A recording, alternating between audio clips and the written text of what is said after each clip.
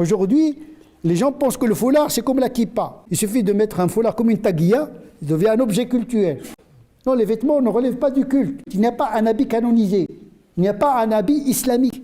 Il y a la pudeur, il n'y a même pas de pudeur islamique. Il y a une pudeur universelle que l'islam a confirmée, c'est tout. Puisque le prophète a dit, je suis venu pour parfaire la morale, pas pour inventer la morale.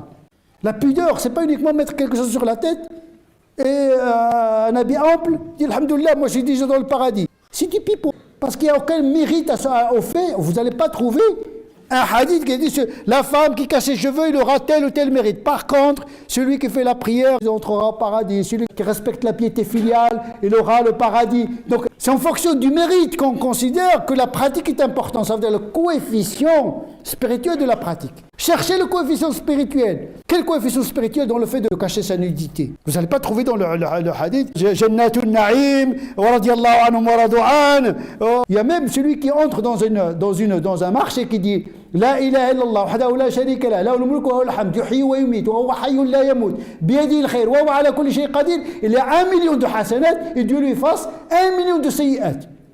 C'est-à-dire que la pratique du dhikr est plus importante que quelques pratiques vestimentaires. Wa la dhikrullahi akbar.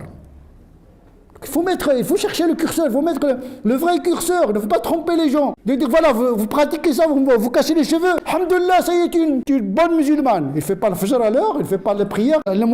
L'essentiel, c'est qu'il fait le hijab. Mais non, c'est une arnaque. De dire je fais le hijab, ça y est, ça s'arrête là. Le hijab, ce n'est pas une finition, ce n'est pas un aboutissement.